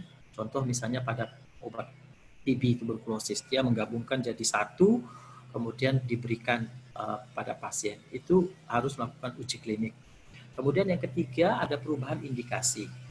Ya, indikasi tadinya untuk penyakit A, sekarang indikasi untuk penyakit B. Itu perlu ada suatu uji klinik baru. Jadi secara regulasi seluruh dunia sama. Cuman di dalam proses COVID-19 ini selama pandemi, apakah uji klinik tetap harus dilakukan? Iya. Tetapi proses uji kliniknya itu yang mungkin tadi saya lihat gitu ya di berbagai dunia, misalnya fase 2, fase 3 digabung. Ya, fase 1 nggak usah dilakukan lagi dan seterusnya. Jadi sangat tergantung dengan safety issue apa yang ada pada obat tersebut dan apa yang menjadi concern dalam penelitian tersebut. Nah, untuk obat yang 5 tadi, kombinasi 5 obat tadi, sama seperti yang saya katakan tadi, bahwa kemudian terjadi proses dialog akhirnya antara peneliti dengan teman-teman di regulasi dan yang kita ketahui bahwa sekarang proses tersebut protokol itu sudah diberikan oleh peneliti untuk minta perizinan dari Badan POM untuk dilakukan uji kliniknya. Kemudian yang lain adalah bahwa ketika kita menggabungkan obat, mencampur obat, membuat obat, itu maka harus dilakukan dalam fasilitas yang mempunyai GMP tadi, CPOB ataupun GMP. Nah, yang perlu diketahui adalah di mana proses itu dia lakukan, pencampuran itu. Ya, itu kalau kemudian dilakukan dengan bekerjasama dengan industrinya mempunyai CPOB, GMP, maka oke. Tapi kalau dilakukan hanya di laboratorium yang tidak mempunyai fasilitas tersebut, hati-hati. Kenapa? Karena kontaminasi akibat lingkungan dan dosis dari tiap tabletnya misalnya, itu kemungkinan tidak standar, itu bisa berbahaya bagi pasien, justru pada pasien. Sehingga proses ini yang menurut saya perlu kita cermati, ya, bahwa tidak mudah, walaupun ini masa pandemi, tapi tidak mudah sebetulnya dalam segi regulasi, karena regulasi itu kan menjamin keamanan sebetulnya dari obat tersebut untuk diberikan pada pasien. Kemudian untuk pertanyaan yang lain di sini terkait juga penelitian lain tentang clinical trial untuk vaksin yang membuka pendaftaran secara terbuka, apakah hal ini dibenarkan secara etika penelitian? Ya, jadi sebetulnya rekrutmen proses itu bisa dilakukan sangat terbuka, ya. Tetapi yang penting bahwa penelitian tersebut advertising ini itu adalah advertising yang sudah advertising yang bersifat etis. Jadi dia pertama disetujui oleh komite etik tentunya. Yang lain adalah bahwa advertisement itu tidak menjual, artinya tidak overselling atau kemudian tidak mengatakan ini vaksin nanti akan bisa mencegah, kan kita nggak tahu karena itu masih dalam proses uji klinik misalnya. Jadi harus advertising pun perlu hati-hati dalam membuat, karena jangan sampai proses atau advertising itu justru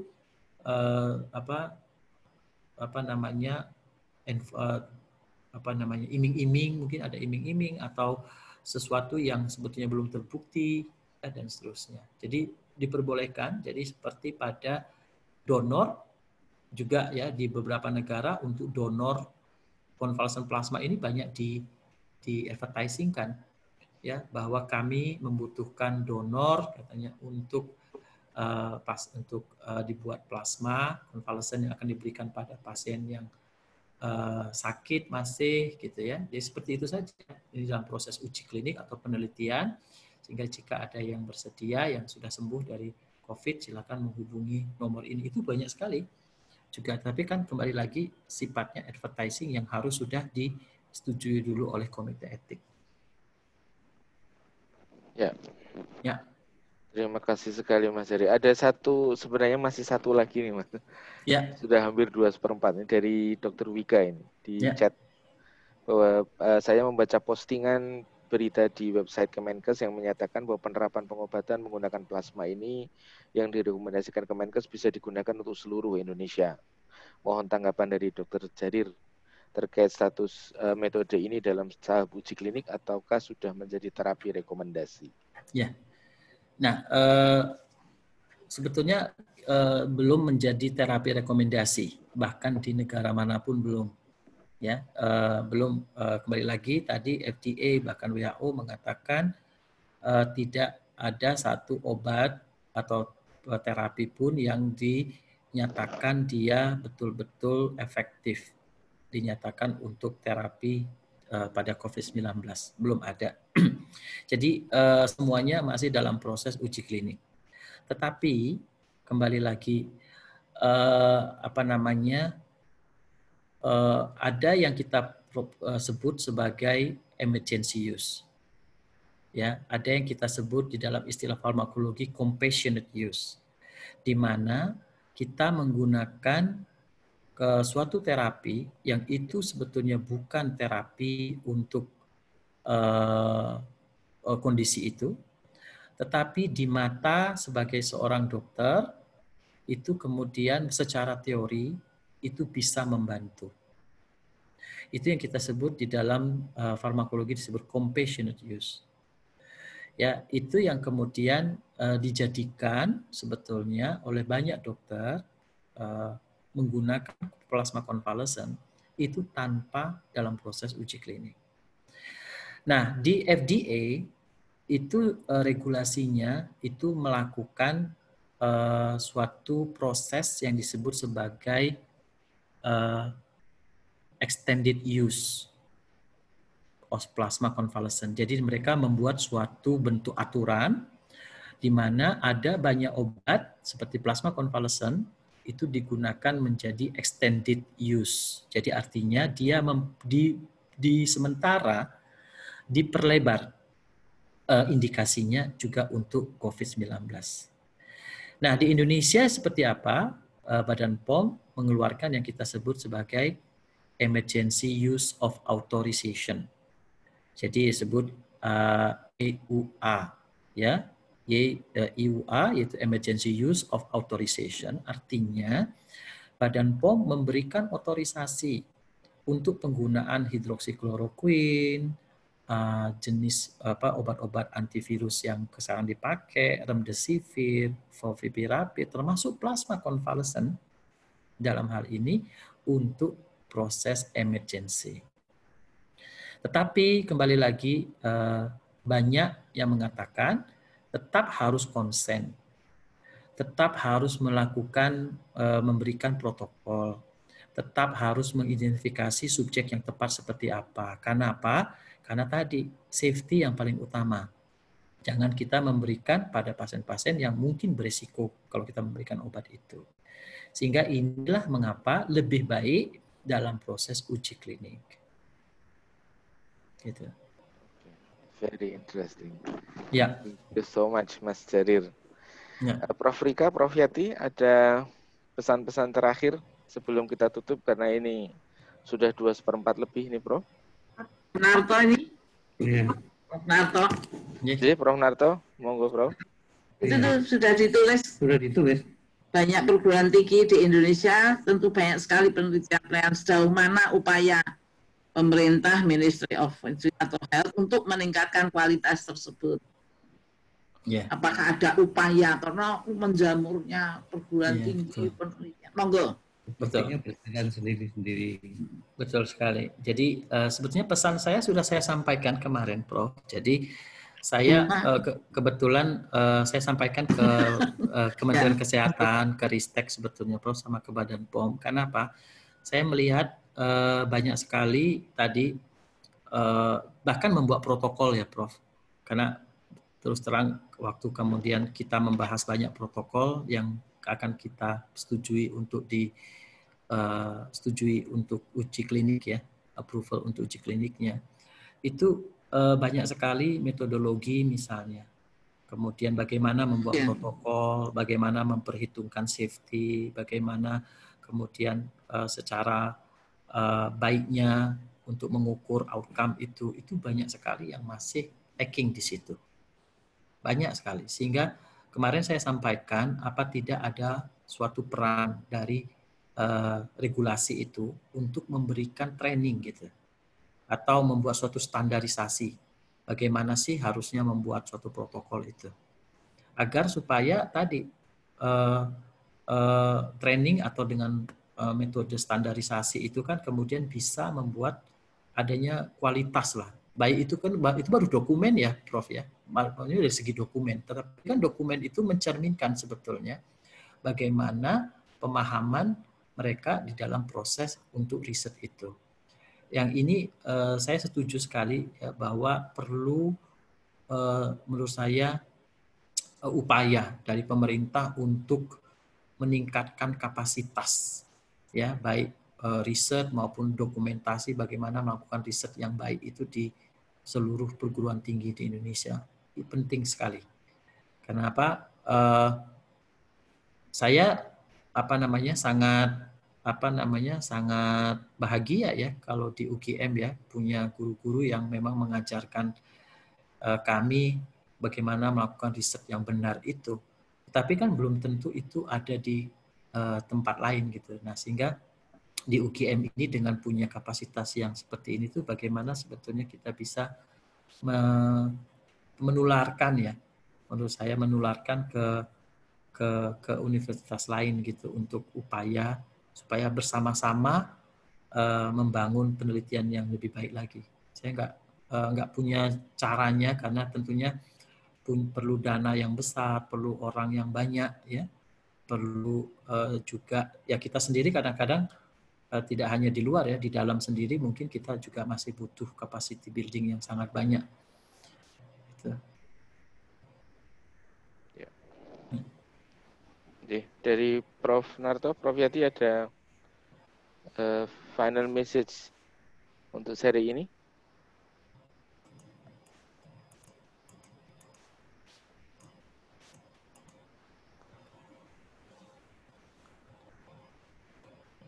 Atau Prof Rika? Yang pertama request, apakah ini bisa di-share Dr. Jarir? Bisa, Prof. Ya, saya share nanti ke ke bioetik untuk bisa diberikan ke teman-teman. Ya. Terus satu poin yang tadi sudah disampaikan juga oleh Dr. Jarir yaitu ethical related to the local wisdom atau mungkin apa yang kita juga mikir-mikir selalu translational research ethics itu apakah memang harus ada harus setiap institusi yang melakukan penelitian-penelitian semacam ini itu harus memiliki translational research ethics ataukah sudah cukup dengan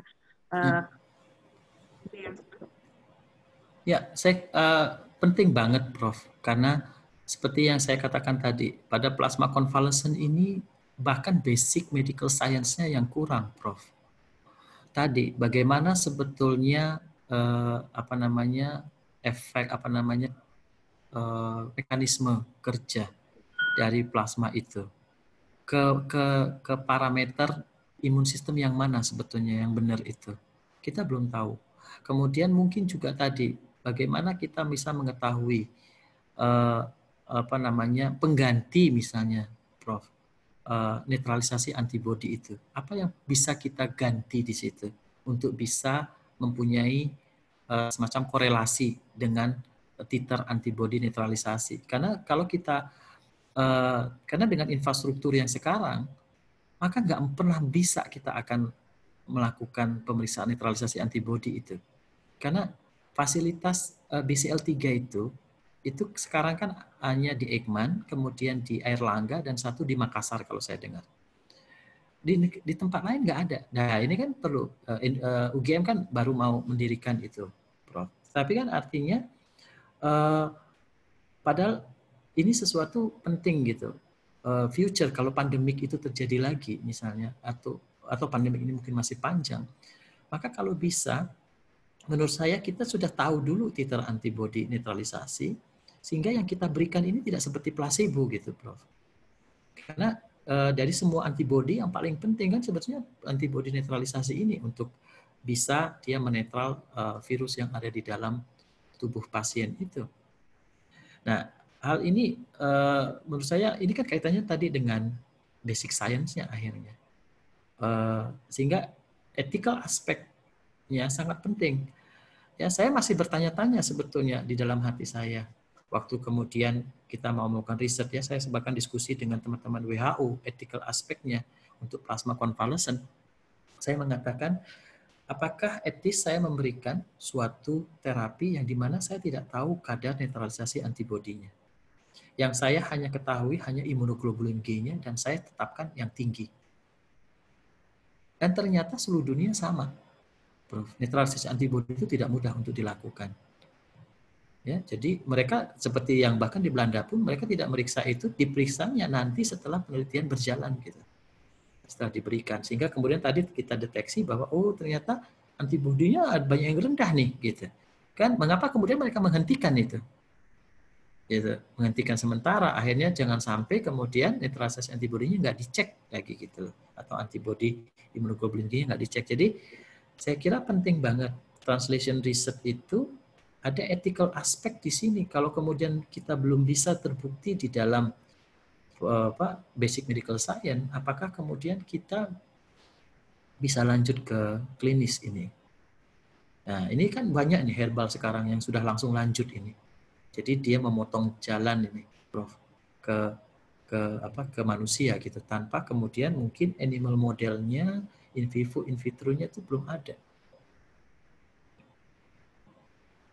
Nah, terutama masa pandemik ini, Prof. Karena kalau mungkin tidak pandemik, orang-orang akan mengikuti tetap jalur regulasi. Tetap melakukan in vivo, in vitro sebelum kemudian masuk ke manusia.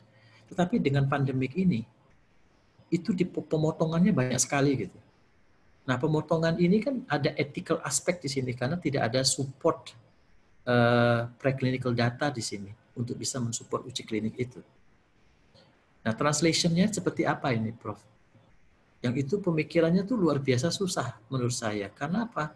Sesuatu waktu kita ingin mempercepat adanya penemuan obat, mempercepat proses untuk menyembuhkan pasien masa pandemi, tapi di satu sisi ini ada proses saintifik yang kita langkahi. Nah, ethical aspeknya seperti apa? Kalau saya tadi, kembali lagi saya akhirnya berpikir hanya safety. Ya, bagaimana safety-nya? Kalau memang herbal itu banyak sekali digunakan sudah, maka okelah kita langsung lompat. Artinya banyak dipakai dan kita sehari-harian misalnya juga menggunakan untuk masak misalnya jenis kurkumin atau jahe segala macam itu ya, Prof. Gitu. Nah, artinya kalau mau uji klinik okelah kita langsung fase 1, fase 2, 3 gitu. Tetapi kembali lagi ketika kita berikan, maka perlu ada suatu proses yang sangat rigid. Artinya 10 pasien dulu, dicek dulu safety-nya. Nanti lanjutkan lagi. Itu yang kemudian akhirnya di dalam suatu uji klinik, masa pandemik ini kita kenal sebagai uji klinik adaptive trial namanya. Adaptive trial. Jadi itu muncul sebetulnya pada masa pandemik ini desainnya. Kenapa? Karena dia mencoba untuk melakukan interim analisis itu untuk banyak sekali. Kalau dulu kan interim analisis cuma 50%, 80%. Sekarang nggak, mulai dari 10%, 15%. Jadi kemudian kalau nggak bagus bisa ditambahi dosisnya, bisa dikurangi dosisnya nggak aman. Jadi uji kliniknya itu beradaptasi clinical trial-nya itu dengan proses yang ada di klinis. Nah, mengapa kemarin seperti hydroxychloroquine itu keluar masuk di dalam proses uji kliniknya WHO, ya ditarik dulu, dihentikan sementara karena ada, kemudian akhirnya diubah dulu dosisnya dari 10 hari jadi 5 hari, kemudian ada bukti lagi akhirnya dihentikan betul sampai sekarang. Jadi ini adaptive trial itu menjadi sesuatu yang desain yang banyak dipakai sekarang di dalam proses pandemik ini. Gitu, Prof. Luar biasa. Karena keterbatasan waktu, Prof, Dr. Jarir, ya. Sehingga kita harus segera mengakhiri. Mungkin dari Prof Yati ada final message penutupan. Ini saya kok hilang, saya stabil, jadi saya nggak stabil, maaf. Nggak stabil, hilang. Ya. Mbak, Mas Atok baca, Pak Azid, Pak Azid. Bro. Kepada Bapak Ibu semuanya, terutama kepada pemateri kami pada siang hari ini, Mas Jarir At-Tobari, terima kasih sekali atas materinya yang luar biasa menarik. Kami akan share rekaman dan juga materi dari Dr. Jarir dan akan bisa diunduh segera di website Center for Bioethics and Medical Humanities, FKUGM. Terima kasih atas partisipasi Bapak dan Ibu semuanya. Semoga selalu sehat semuanya. Stay safe. Amin. Wassalamualaikum warahmatullahi wabarakatuh. Terima kasih semuanya. Sampai ketemu lagi. Terima kasih. Terima kasih. Terima kasih.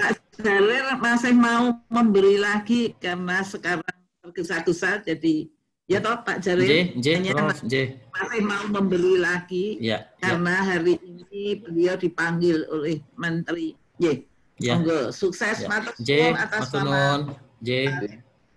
Maaf ya. Hati-hati Mas Jarir. Matur nuwun.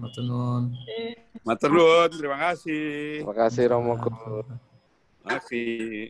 Terima kasih semua Pak Jarir juga. Terima kasih Mas Azid, Romo. Mas Azid. Terima kasih semuanya. Mas Azid. Bu Siwi. Tadi wawancara kah? Anu nelek. Tadi wawancara atau besok? Oh, rapat.